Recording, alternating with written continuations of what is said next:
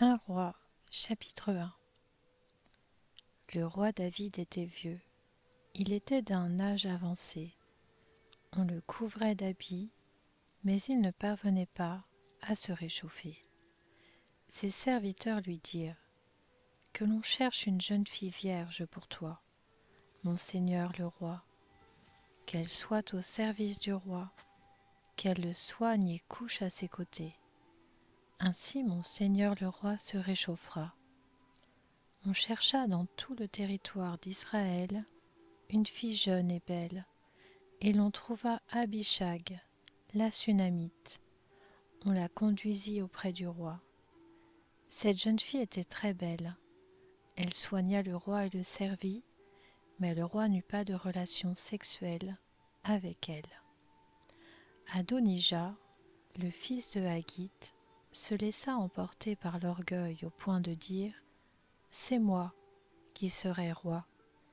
Il se procura un char et des cavaliers, ainsi que 50 hommes qui couraient devant lui. Son père ne lui avait pas adressé un reproche de sa vie en lui disant « Pourquoi agis-tu de cette manière ?» De plus, Adonijah était très beau, et il était né après Absalom. Il eut un entretien avec Joab, le fils de Tseruja, ainsi qu'avec le prêtre Abiathar, et ils embrassèrent son parti. En revanche, ni le prêtre Tsadok, ni Benaja, le fils de Jéhojada, ni le prophète Nathan, ni Shimei, ni Réi, ni les vaillants hommes de David ne se rallièrent à lui. Adonijah sacrifia des brebis, des bœufs et des veaux gras près de la pierre de Zohélet qui se trouve à côté d'En-Rogel, et il invita tous ses frères, les fils du roi, ainsi que tous les hommes de Juda qui étaient au service du roi. Toutefois, il n'invita pas le prophète Nathan, ni Benaja, ni les vaillants hommes de David, ni son frère Salomon. Alors Nathan dit à Bathsheba, la mère de Salomon, « N'as-tu pas appris qu'Adonijah, le fils de Haggith, est devenu roi sans que notre seigneur David le sache? Va maintenant, je vais te donner un conseil, afin que tu sauves ta vie et celle de ton fils Salomon.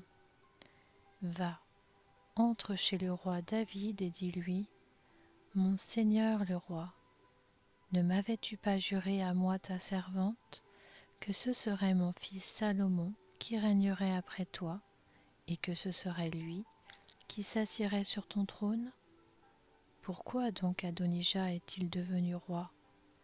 Tu seras encore là, en train de parler avec le roi, quand j'entrerai moi-même après toi, et je compléterai tes paroles. » Bathsheba alla trouver le roi dans sa chambre. Il était très vieux, et Abishag la Sunamite le servait. Bathsheba s'inclina et se prosterna devant le roi, qui lui dit « Qu'as-tu » Elle lui répondit « Mon Seigneur, tu avais juré à ta servante par l'Éternel ton Dieu que ce serait mon fils Salomon qui régnerait après toi, et que ce serait lui qui s'assiérait sur ton trône. Et maintenant, voici que c'est Adonijah qui est devenu roi, et tu ne le sais pas, mon seigneur le roi? Il a sacrifié des bœufs, des veaux gras et des brebis en grande quantité, et il a invité tous les fils du roi ainsi que le prêtre Abiathar et Joab, le chef de l'armée, mais il n'a pas invité ton serviteur Salomon. Mon seigneur le roi, tout Israël a les yeux fixés sur toi, pour que tu lui annonces qui s'assiera sur ton trône après toi. Sinon, lorsque mon seigneur le roi sera couché avec ses ancêtres, mon fils Salomon et moi seront traités comme des coupables. » Elle parlait encore avec le roi quand le prophète Nathan arriva. On annonça au roi « Voici Nathan le prophète. » Il entra dans la présence du roi et se prosterna devant lui, le visage contre terre. Puis Nathan dit : « Mon Seigneur le roi, c'est donc toi qui as dit qu'Adonija régnerait après toi et que ce serait lui qui s'assiérait sur ton trône ? En effet, il est descendu aujourd'hui sacrifier des bœufs, des veaux gras et des brebis en grande quantité, et il a invité tous les fils du roi ainsi que les chefs de l'armée et le prêtre Abiathar. Les voici en train de manger et de boire en sa présence, et ils disent : Vive le roi Adonija. Mais il n'a invité ni moi, qui suis ton serviteur, ni le prêtre Tsadok, ni Benaja, le fils de Jéhojada, ni ton serviteur Salomon. Est-ce bien sur ton ordre, mon Seigneur le roi, que cela se passe ainsi, sans que tu aies annoncé à ton serviteur qui doit s'asseoir sur ton trône après toi ? Le roi David répondit : Appelez-moi Bathsheba. Elle entra et se présenta devant le roi. Le roi prêta alors ce serment : L'Éternel, qui m'a délivré de toutes les détresses, est vivant. Je vais agir aujourd'hui conformément à ce que je t'ai juré par l'Éternel, le Dieu d'Israël, lorsque j'ai dit : c'est ton fils Salomon qui régnera après moi. C'est lui qui s'assiera sur mon trône à ma place. Bathsheba s'inclina le visage contre terre et se prosterna devant le roi. Puis elle dit : Que mon Seigneur le roi David vive éternellement. Le roi David dit ensuite : Appelez-moi le prêtre Tsadok, le prophète Nathan et Benaja, le fils de Jéhojada. Et ils entrèrent dans la présence du roi. Le roi leur dit : Prenez avec vous les serviteurs de votre Seigneur. Faites monter mon fils Salomon sur ma mule et faites-le descendre à Guillon. Là, le prêtre Tsadok et le prophète Nathan le consacreront par onction comme roi sur Israël. Vous sonnerez de la trompette et vous direz : Vive le roi Salomon. Vous remonterez en marchant derrière lui. Il viendra s'asseoir sur mon trône et il régnera à ma place. C'est lui que j'ai chargé d'être le chef d'Israël et de Juda.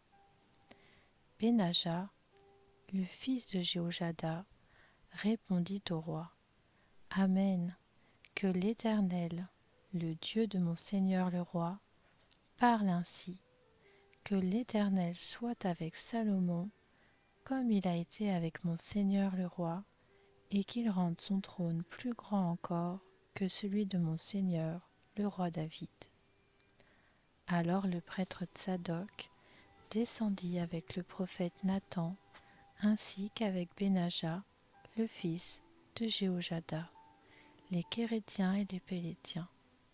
Ils firent monter Salomon sur la mule du roi David et le conduisirent à Guillon.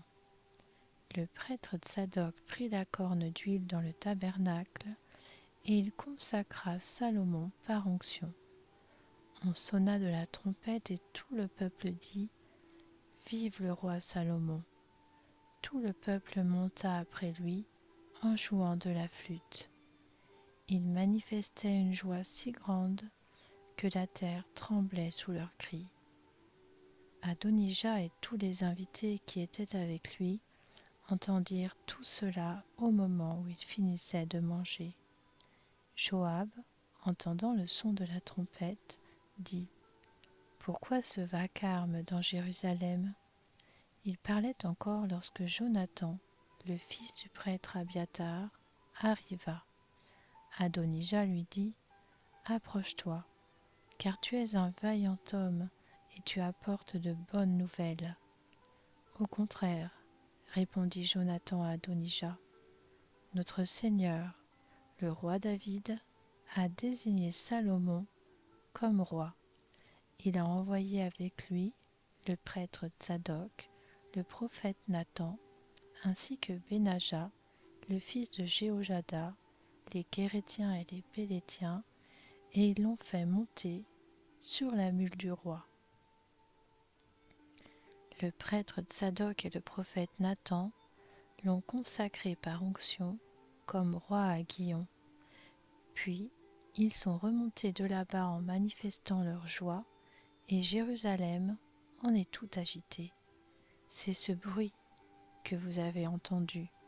Salomon s'est même assis sur le trône royal, et les serviteurs du roi sont venus bénir notre Seigneur le roi David en disant « Que Dieu rende le nom de Salomon plus célèbre que le tien, et qu'il rende son trône plus grand que le tien. » Alors le roi s'est prosterné sur son lit avant de déclarer « Béni soit l'Éternel, le Dieu d'Israël, qui m'a donné aujourd'hui un successeur et qui m'a permis de le voir. » Tous les invités d'Adonija furent terrifiés.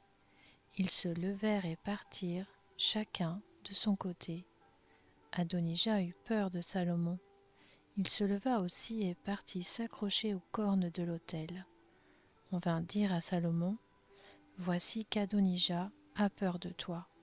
Il tient les cornes de l'autel en disant « Que le roi Salomon me jure aujourd'hui qu'il ne me fera pas mourir, moi son serviteur, par l'épée. » Salomon dit « S'il se comporte en homme de valeur, pas un de ses cheveux ne tombera par terre, mais si l'on trouve en lui de la méchanceté, il mourra. » Puis le roi Salomon envoya des hommes le faire descendre de l'autel. Il vint se prosterner devant le roi Salomon, et Salomon lui dit « Va chez toi. » 1 Roi, chapitre 2. David approchait du moment de sa mort, et il donna les instructions suivantes à son fils Salomon. « Je m'en vais par le chemin commun à toute la terre. Fortifie-toi et sois un homme. Respecte les ordres de l'Éternel ton Dieu, marche dans ses voies et garde ses prescriptions, ses commandements, ses règles et ses instructions, en te conformant à ce qui est écrit dans la loi de Moïse. Ainsi, tu réussiras dans tout ce que tu feras et partout où tu te tourneras, et l'Éternel accomplira cette parole qu'il a prononcée à propos de moi. Si tes descendants veillent sur leur conduite pour marcher avec fidélité devant moi, de tout leur cœur et de toute leur âme, tu ne manqueras jamais d'un successeur sur le trône d'Israël. Tu sais ce que m'a fait Joab, le fils de Tseruja, ce qu'il a fait à 2 chefs de l'armée d'Israël, à Abner, le fils de Ner, et à Amasa, le fils de Jéter. Il les a tués. Il a versé pendant la paix le sang de la guerre, et il l'a mis sur la ceinture qu'il portait à la taille et sur les chaussures qu'il portait aux pieds. Tu agiras conformément à ta sagesse, et tu ne laisseras pas ses cheveux blancs descendre en paix au séjour des morts. Quant aux fils de Barzilaï, le Galaadite, tu les traiteras avec bonté, et ils feront partie de ceux qui mangent à ta table. En effet, ils ont agi de la même manière envers moi, en venant à ma rencontre lorsque je fuyais devant ton frère Absalom. Voici, il y a près de toi Chiméi, le fils de Guéra, le Benjaminite, de Bacurim. Il a prononcé de violentes malédictions contre moi le jour où je me suis rendu à Mahanaïm. Mais il est descendu à ma rencontre vers le Jourdain, et je lui ai juré par l'Éternel que je ne le ferai pas mourir par l'épée. Mais désormais, ne le laisse pas impuni, car tu es un homme sage, et tu sais comment tu dois le traiter, pour faire descendre dans le sang ses cheveux blancs au séjour des morts. » David se coucha avec ses ancêtres, et il fut enterré dans la ville de David. Le règne de David sur Israël dura 40 ans. Il régna 7 ans à Hébron et 33 ans à Jérusalem. Salomon s'assit sur le trône de son père David, et sa royauté fut solidement établie. Adonija, le fils de Haggith, alla trouver Bathsheba, la mère de Salomon. Elle lui demanda: « Es-tu venu avec des intentions de paix ?» Il répondit: « Oui. » Puis il ajouta: « J'ai un mot à te dire. » Elle lui dit: « Parle. » Et il dit: « Tu sais que la royauté aurait dû m'appartenir et que tout Israël portait les regards sur moi pour me faire régner. Mais la royauté s'est détournée de moi et elle est revenue à mon frère parce que l'Éternel la lui a donnée. Maintenant, j'ai une demande à te faire. Ne me repousse pas. » Elle lui répondit: « Parle. » Et il dit: « Je t'en prie, dis au roi Salomon de me donner pour femme Abishag, la Sunamite, car il ne te repoussera pas. » Bathsheba dit: « Bien, je parlerai au roi en ta faveur. » Bathsheba alla donc trouver le roi Salomon pour lui parler en faveur d'Adonija. Le roi se leva pour aller à sa rencontre et se prosterna devant elle. Puis il s'assit sur son trône. Le roi fit placer un trône pour sa mère et elle s'assit à sa droite. Elle dit alors: « J'ai une petite demande à te faire, ne me repousse pas. » Le roi lui dit: « Fais ta demande, ma mère, car je ne te repousserai pas. » Elle dit: « Qu'Abishag, la Sunamite, soit donnée pour femme à ton frère Adonija. » Le roi Salomon répondit à sa mère: « Pourquoi demandes-tu Abishag la Sunamite pour Adonija? Demande donc la royauté pour lui, puisqu'il est mon frère aîné. Demande-la pour lui, pour le prêtre Abiatar et pour Joab, le fils de Tseruja. » Alors le roi Salomon prêta ce serment par l'Éternel: « Que Dieu me traite avec la plus grande sévérité, si ce n'est pas au prix de sa vie qu'Adonija a prononcé cette parole. Maintenant, l'Éternel est vivant, lui qui m'a solidement établi et m'a fait asseoir sur le trône de mon père David et qui m'a donné une maison conformément à sa promesse. Aujourd'hui, Adonija mourra. » Puis le roi Salomon fit frapper Adonija par l'intermédiaire de Benaja, le fils de Jéhojada, et il mourut. Le roi dit ensuite au prêtre Abiatar: « Va-t'en à Anathoth, dans tes terres.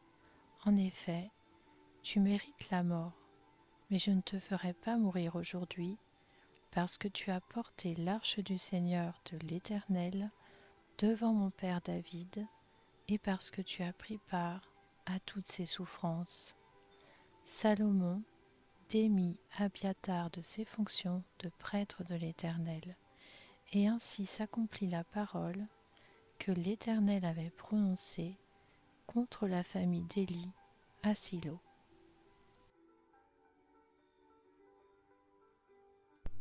La nouvelle en parvint à Joab, et il se réfugia dans la tente de l'Éternel et s'accrocha aux cornes de l'autel.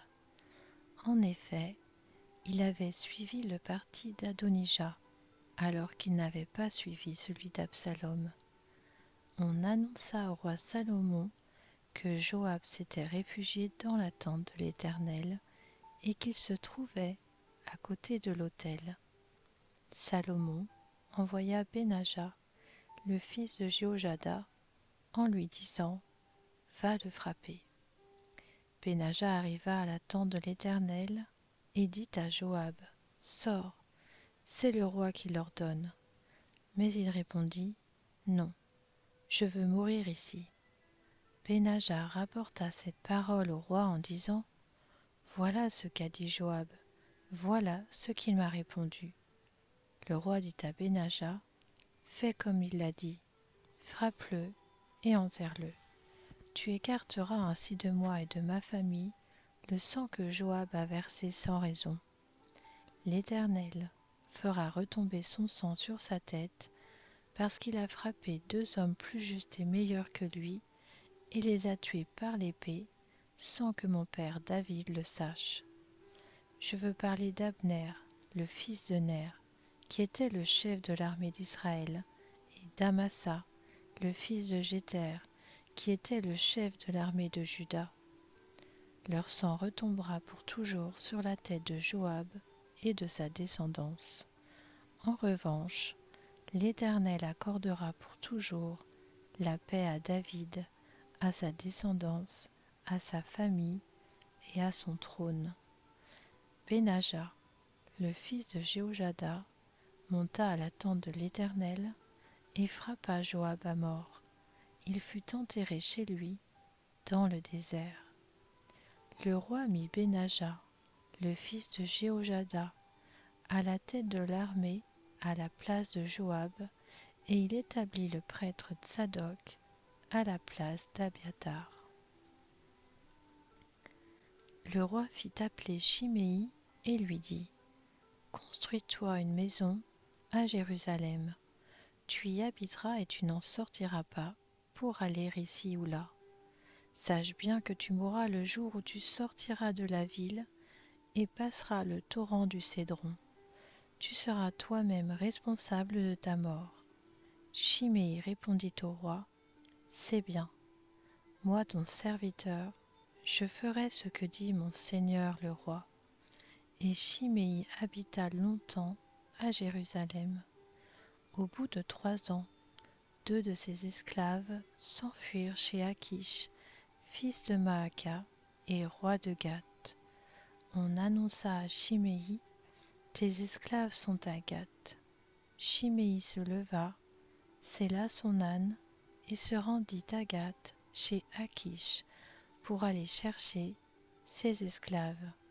Chiméi partit donc et il ramena ses esclaves de Gath. On informa Salomon que Chiméi était allé de Jérusalem à Gath et qu'il était de retour.